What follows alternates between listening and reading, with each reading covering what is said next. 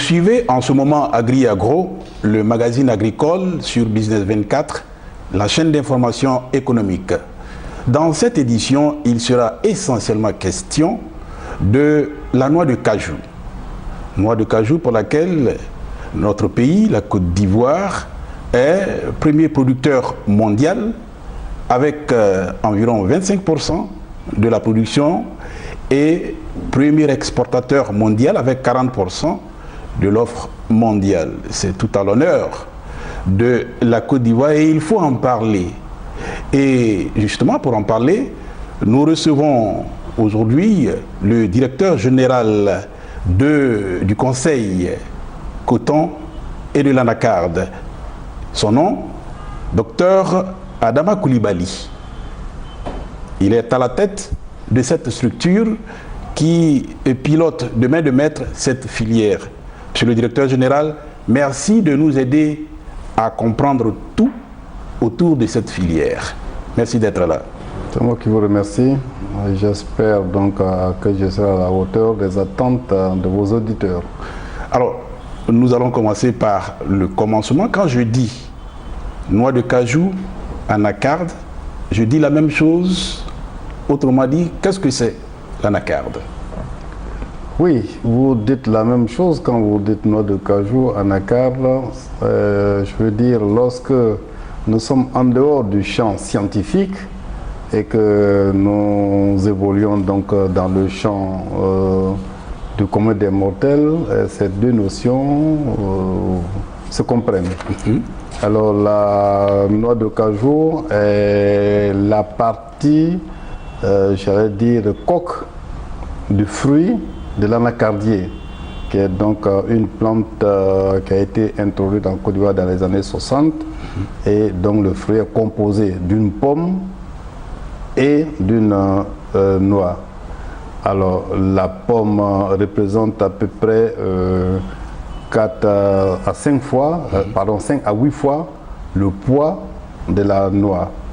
Et donc voilà présenter donc le fruit donc de l'anacardier. Alors vous parliez tantôt de 1960. Alors quelle est la genèse de l'anacarde quand on sait que dans les années 90 déjà l'anacardier était tout simplement exploité juste pour son bois? Oui, vous avez parfaitement raison. L'anacardier, quand il était introduit en Côte d'Ivoire dans les années 60, pardon, c'était à titre de lutte contre la déforestation. Oui. Et donc cette plante qui a l'avantage de s'adapter à de nombreuses régions du globe est donc une arbre qui pousse vite et qui donne beaucoup de feuillage. Et donc c'est une plante assez exubérante lorsqu'elle se retrouve dans les zones à pluviométrie moyenne à bonne. Et donc cette plante a été introduite pour lutter contre la déforestation, la désertification, l'avancée du désert, comme cela a été déjà annoncé donc, dans les années 60. Chemin faisant, donc, cette plante qui est donc une plante écologique a basculé donc, dans le champ économique. Donc nous sommes passés de l'écologie à l'économie. Et donc depuis quelques années, le fruit fait l'objet donc de transactions à travers le monde. Parce que le fruit, comme je dis, est composé de deux parties. Il y a la pomme et puis il y a la noix. La noix, à l'intérieur de la noix, vous avez une amande qui est extrêmement prisée donc, à travers le monde. Et donc voilà que cette amande est à la base donc, du succès, j'allais dire, de l'anacardier à travers le monde et en particulier en Côte d'Ivoire. Alors on sait qu'elle est prisée dans le nord de la Côte d'Ivoire. Alors quelle place occupe l'anacarde parmi justement les principales cultures de rente du nord de la Côte d'Ivoire?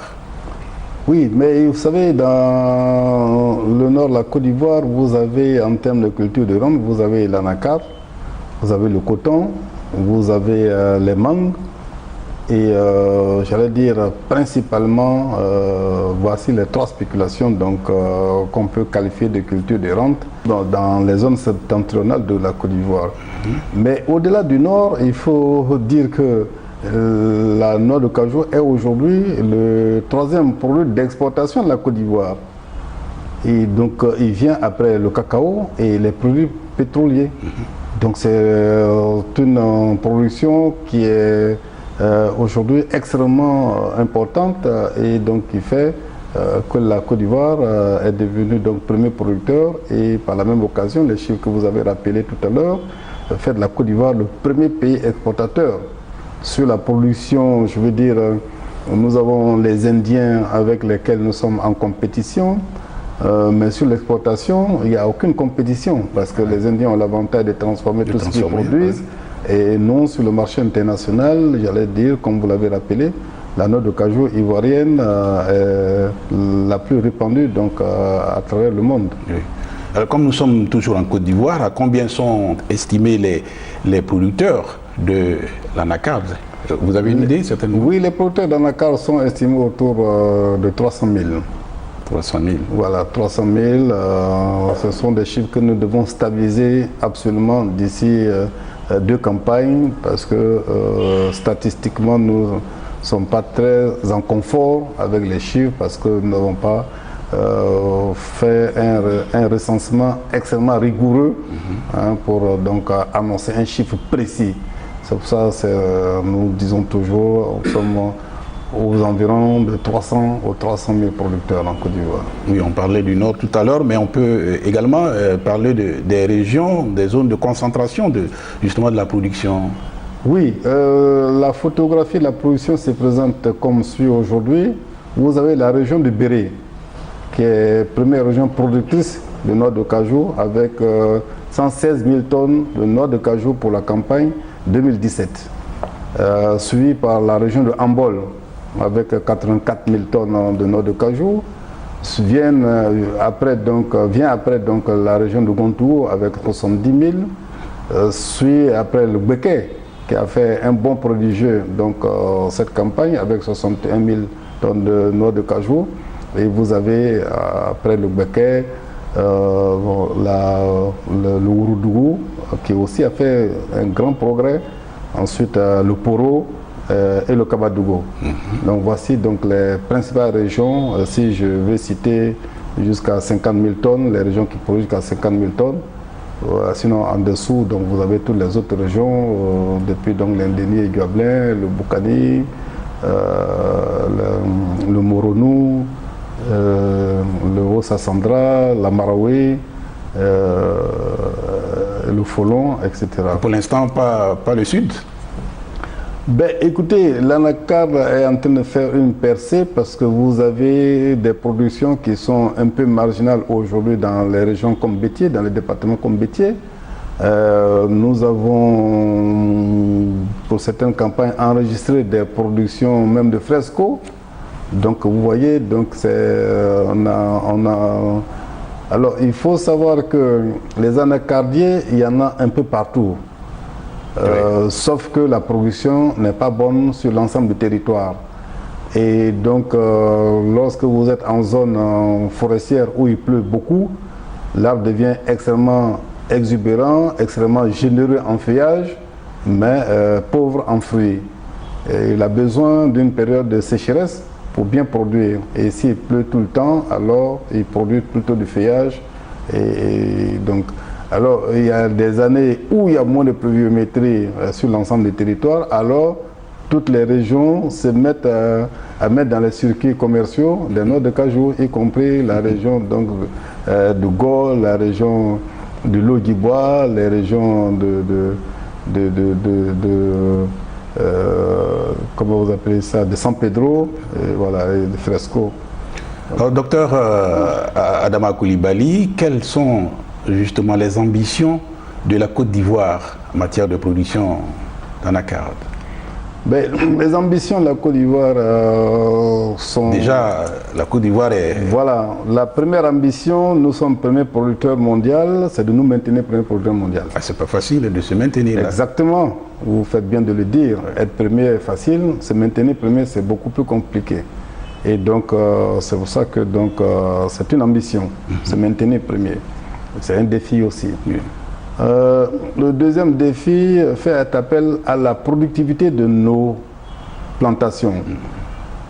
Aujourd'hui, le rendement de nos arbres tourne autour de 3 à 5 kilos de noix brutes de cajou par arbre. Quand on sait que donc au plan technique, la densité de plantation est de 100 arbres par hectare, vous voyez donc 3 à 5 kilos, ça fait 300 à 500 kilos. Ailleurs, c'est donc des productions de 12 à 15 kilos par arbre, ce qui fait donc un rendement de 1200 à 1500 kilos hectares. Vous voyez donc nous avons beaucoup de marge de progrès, beaucoup de marge d'amélioration. Donc ça, c'est le deuxième défi. Le troisième défi fait appel à notre capacité de transformation de nos produits agricoles et en particulier de la noix de cajou. Vous savez, la noix de cajou, la transformation crée beaucoup d'emplois et crée d'énormes valeurs ajoutées. Alors, pour vous donner juste une idée, une unité de transformation de 2000 tonnes donne de l'emploi à 100 personnes. 100 personnes, et sur les 100 personnes, il y a 80% de femmes. Parce que c'est un travail qui exige beaucoup de main-d'œuvre. Oui. Parce que la finition, quand vous avez fini de décortiquer, quand vous avez fini de griller, il y a une part manuelle de travail qui doit être faite et qui consiste donc à enlever toutes les petites taches qu'on peut voir sur les noix ou bien tous les restes de pellicule qui sont donc sur l'amande. Et il faut donc enlever ça manuellement. Et ça, seules les femmes savent le faire. Parce que c'est un travail qui demande beaucoup de patience. C'est un travail minutieux.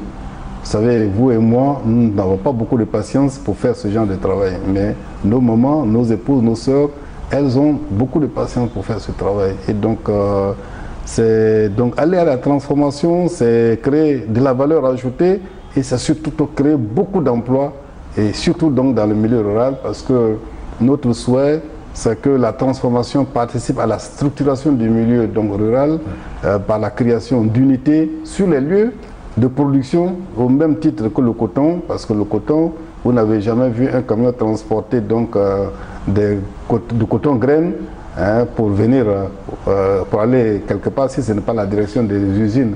Les usines sont sur les lieux de production, à Korgo, à Dianra, à Wangolo, à Bundiali, à Séguéla, à Mankono. Et voilà ce que nous souhaitons aussi pour la noix de cajou, pour renforcer donc ce dispositif d'unité d'égrenage par les unités donc de transformation de l'anacarde dans le milieu rural pour créer de la valeur ajoutée, pour créer du bien-être tout court donc au sein des populations rurales.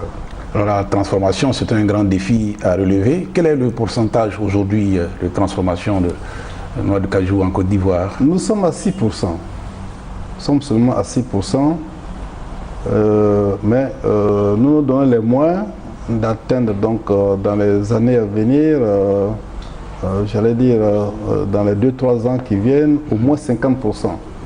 Voilà, le président de la République, son Excellence Alassane Ouattara, a fixé le cap en nous demandant donc d'aller à la transformation, de mettre en place toutes les conditions, voilà, toutes les conditions pour arriver à 100% de la transformation. Nous y arriverons. Nous y arriverons. Peut-être que le délai de 2020 est trop short pour y arriver, mais nous y arriverons parce que telles sont donc les instructions du président de la République, telles sont aussi les instructions de son premier ministre Amadou Gon Coulibaly, qui a été donc ministre de l'Agriculture et qui nous donne le cap. Mais telles sont surtout la volonté aussi des acteurs de la filière, parce que ce n'est pas le gouvernement qui va créer les unités, ce sont les privés qui vont créer les unités. Il appartient au gouvernement, à travers l'organe qu'il a mis en place, qui est le Conseil Cotonacard, de créer les conditions de viabilité donc, des unités de transformation en Côte d'Ivoire, de performance des unités de transformation en Côte d'Ivoire, d'attraction des investisseurs. Et donc nous travaillons à cela et très bientôt, nous pensons que nous aurons donc les fruits de ce travail et dans 2 ans, nous espérons atteindre, nous sommes autour de 44 000 tonnes de noix brutes transformées aujourd'hui. Nous espérons dès la campagne 2018 arriver à 100 et donc 2019 arriver à 150 et pourquoi pas doubler, donc arriver à 200 en 2019. Alors, le thème n'est pas fort. Quand je dis la Côte d'Ivoire a bousculé l'Inde, aujourd'hui la Côte d'Ivoire est en tête. Et qu'est-ce qui a milité en faveur de ce bond assez prodigieux? Ben, c'est très simple, hein. Je veux dire, ça c'est le succès de la réforme. Quand je dis c'est simple, je m'explique, bien sûr. Nous avons dit tantôt que l'anacardier a été introduit comme art écologique. Depuis les années 90, c'est vrai, il y a eu donc un intérêt pour cette spéculation, donc il y a eu des plantations. Seulement, avant la réforme, les noix de cajou étaient achetées à 25 francs, 50 francs, 75 francs. Ouais. Le meilleur prix qui était offert avant la réforme, c'était 200 francs. Ça, vous pouvez le vérifier dans toutes les régions de Côte d'Ivoire. La réforme est arrivée et a dit, voilà le prix que vous devez donner aux producteurs, mais le prix que j'indique, c'est un prix plancher. Au-delà de ce plancher, vous pouvez offrir tous les autres prix que vous voulez, mais vous ne pouvez pas descendre en dessous de ce plancher. Et le premier prix plancher qui avait été fixé par le gouvernement, c'était déjà 275 francs. Vous voyez, l'année d'après, c'était 350 francs. 45 francs, 100 francs à 300 francs, vous voyez le bond que vous faites en termes de recettes. Donc du coup, toute la production qui était là et qui ne servait à rien s'est retrouvée dans les circuits commerciaux. C'est véritablement ça le succès donc de la filière. C'est la réforme qui a permis donc aux producteurs de gagner de l'argent et par un effet induit de mettre dans le circuit commercial toute la production. Je vais vous rappeler que avant la réforme, beaucoup de planteurs ne ramassaient pas leur production. Oui. Parce que les frais qu'ils engageaient pour payer la main-d'œuvre qui ramassait les graines n'étaient pas compensés par la recette quand ils faisaient la vente. Et donc ils préféraient laisser ces productions, j'allais dire, pourrir dans les plantations. Mieux, il y a des anecdotes, hein, des planteurs, des producteurs qui ont fait ramasser par les bonnes femmes les noix de cajou, mais sachant qu'en vendant, ils ne peuvent pas rentrer dans leurs recettes. Ils préfèrent garer dans leur magasin. Et chaque fois que les bonnes dames viennent réclamer leur argent, ils disent « je n'ai pas encore vendu. Je n'ai pas encore vendu, voilà le stock ». Et de ce fait, des noix de cajou qui restaient dans les magasins, qui pourrissaient, parce que le monsieur était conscient, quand il évalue donc les recettes qu'il va avoir à la vente, oui, il ne pourra pas payer la main-d'œuvre qu'il a recrutée pour ramasser les produits. Donc voilà, j'avais dire, si on est parti donc de la forme 2013 à 2015, on est passé pratiquement de 380 000 tonnes à 500 et puis à 700 000 tonnes. C'est pas parce qu'on a planté des arbres en 2 ans qui ont fait cette production. C'est parce que tout simplement la réforme a permis de structurer la commercialisation, la motivation également. Voilà, de mettre des règles de commercialisation, de faire la traçabilité donc de produits, d'encadrer donc cette commercialisation et de rendre, j'allais dire, motivant le fait donc de vendre toute la production qu'on avait sous la main. Aujourd'hui, quel est le chiffre d'affaires de l'ensemble de la filière anacarde? Ben, le chiffre d'affaires, nous, on parle plutôt de ce que les producteurs gagnent, parce que pour le reste, nous ne sommes pas bien fondés pour donner le chiffre d'affaires des exportateurs, nous ne le dirons jamais. Mais je veux dire, lorsque vous prenez une production de 700 000 tonnes avec un prix moyen de 715, comme c'était le cas de cette année, vous avez une idée de ce que les producteurs ont gagné et de ce que le volume d'argent qui a servi à irriguer donc le milieu rural. Je veux dire, c'est extrêmement intéressant et l'impact sur la vie des populations rurales grâce à l'anacar est très visible dans les zones de production. Vous voyez aujourd'hui dans beaucoup de villages, vous savez, les constructions des maisons en dur, l'habitat s'améliore, les producteurs sont passés, j'allais dire, du vélo à la moto et de la moto maintenant aux maisons en dur. Et ça, c'est extrêmement intéressant pour nos populations qui aspirent bien sûr à un bien-être.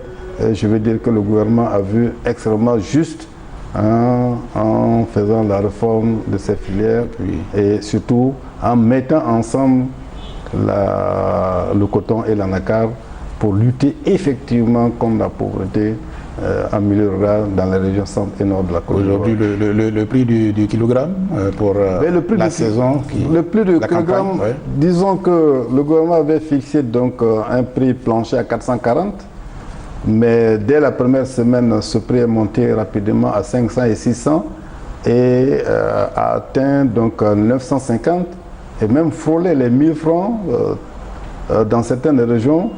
Et donc l'ensemble de la campagne, pour le moment, les informations que nous avons sorties, notre système informatique indique que ça a été près moins de 715 francs par kilo que donc les producteurs ont obtenu. Alors, vous faites beaucoup au niveau de la Côte d'Ivoire. On va parler un peu du CICC. Quelles sont les motivations profondes qui ont sous-tendu la création justement de cette structure? Oui, les motivations profondes qui ont soutenu le CICC, qui est le Conseil international consultatif du cajou, et donc, j'allais dire, des motivations qui ont guidé la création des autres organisations de produits de base. Quand vous prenez le sucre a son organisation. Quand vous prenez le cacao a son organisation. Vous prenez le café a son organisation. Le coton a son organisation. Tous les produits de base ont leur organisation. La filière anacar ne peut pas ne pas avoir son organisation dans la mesure où cette filière est devenue une filière stratégique pour beaucoup de pays africains. La Côte d'Ivoire aujourd'hui, j'ai rappelé que c'est la noix de cajou est le troisième produit d'exportation. Vous allez en Guinée-Bissau, c'est le premier produit d'exportation avec autour de 200 000 tonnes. C'est vraiment toute l'économie de la Guinée-Bissau tourne autour de la noix de cajou. Vous allez au Bénin, c'est le deuxième produit d'exportation. Seulement avec 120 000 tonnes, vous allez dire, c'est pas beaucoup, mais c'est à la dimension du pays. Donc vous voyez, et tous les autres pays, Nigeria, Mozambique, Tanzanie, Sénégal, Gambie, Guinée-Conakry, sont dans une dynamique telle que la noix de cajou est un produit stratégique pour chaque pays. Améliorer la production, améliorer la productivité et surtout aller à la transformation. D'où donc l'initiative de créer une organisation à l'image des autres organisations qui gèrent les produits de base au plan international, au plan mondial, d'où l'idée donc de créer cette organisation. Il fallait que nous, en tant que premier producteur mondial, que nous soyons à l'initiative. Il aurait été malheureux d'attendre que d'autres prennent l'initiative et que cette organisation se retrouve éventuellement en Asie, en Europe ou aux États-Unis. Je rappelle que le siège de l'organisation du coton est à Washington. Vous avez connu, vous avez suivi tout le combat que la Côte d'Ivoire a mené pour pouvoir ramener le siège de l'ICCO qui gère le cacao en Côte d'Ivoire. Pendant des décennies, le siège était à Londres. Donc, nous n'avons pas voulu donc, attendre que quelqu'un prenne l'initiative et puis courir après.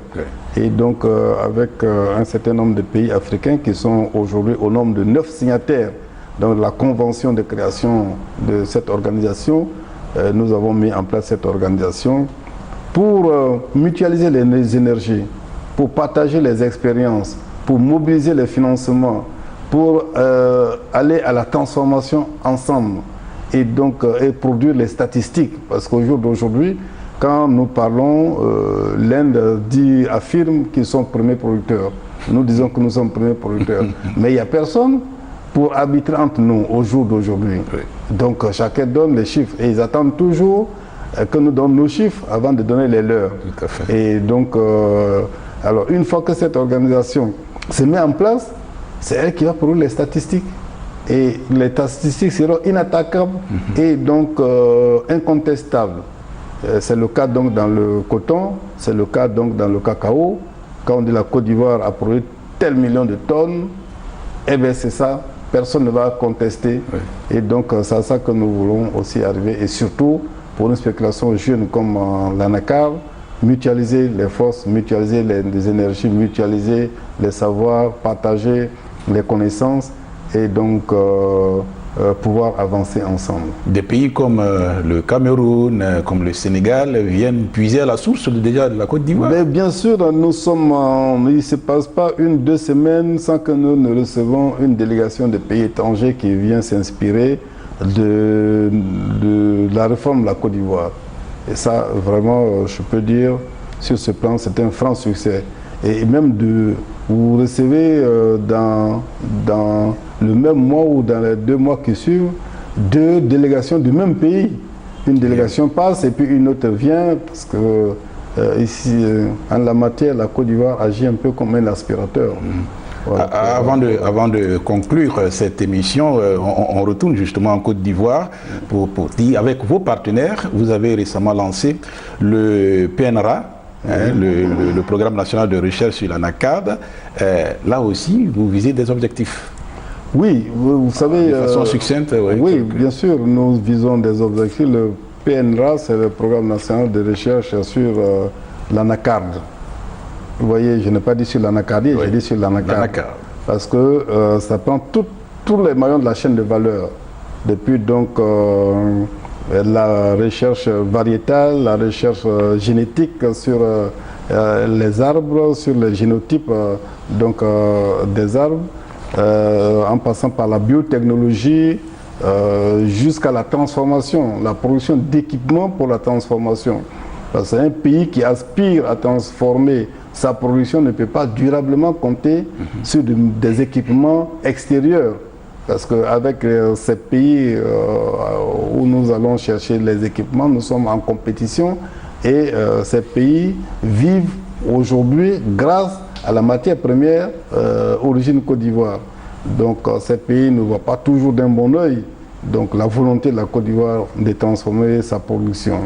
C'est pourquoi il est extrêmement important que, et pendant que nous sommes en train donc d'avancer dans la transformation, nous sommes obligés donc de prendre du matériel extérieur, mais le long terme n'est pas, cette démarche ne peut pas être reproductible sur le long terme parce que elle va à un moment donné se gripper. Parce qu'il suffit qu'on refuse de nous envoyer des pièces de rechange pour que nos unités s'arrêtent. Est-ce que nous pouvons bâtir une stratégie viable, durable sur l'extérieur? C'est pas évident. C'est pour ça donc. Alors le PNRA a été lancé justement donc pour travailler sur l'ensemble des chaînes de valeur. Et après le PNRA, vous avez vu que nous avons organisé ici le CIESA, oui, qui était donc le colloque international d'échange scientifique sur l'anacarde. Et là également, nous avons voulu capitaliser sur les connaissances sur cette spéculation, les connaissances qui sont disponibles à travers le monde entier. Et vous avez pu voir, il y a 18 pays qui sont venus avec des chercheurs, tous les sachants de la noix de cajou, de l'anacarde, de l'anacardier sont venus en Côte d'Ivoire. Tous les sachants, américains, français, vietnamiens, allemands, belges, brésiliens, tanzaniens, sénégalais, burkinabés, béninois, ils sont tous venus à ce colloque et ça a été un colloque des échanges extrêmement fructueux et nous sommes prêts donc à avancer. Parce que nous sommes en train donc, après avoir lancé donc le PNRA, qui est notre programme national de recherche, il était bien indiqué pour nous de savoir quel est l'état de la recherche à travers le monde. Quels sont les acquis de cette recherche pour ne pas recommencer là où les autres ont déjà donc trouvé des résultats. Donc capitaliser sur ces résultats et nous permet donc d'accélérer nous-mêmes notre propre rythme et donc atteindre assez rapidement des niveaux donc de productivité et aller donc vers la transformation grâce à l'émergence d'une race donc d'équipementiers ivoiriens ou africains, en tout cas dans le cadre donc de partage d'expériences et dans le cadre de partage des acquis également au sein du CICCC. Voilà, docteur Adama Coulibaly, je rappelle que vous êtes le directeur général du Conseil du coton et de la NACAD et que nous vous recevions ici sur ce plateau dans le cadre de Agri-Agro. Voilà, mesdames et messieurs, vous étiez donc à Agri-Agro sur Business 24, la chaîne d'information économique. À la prochaine.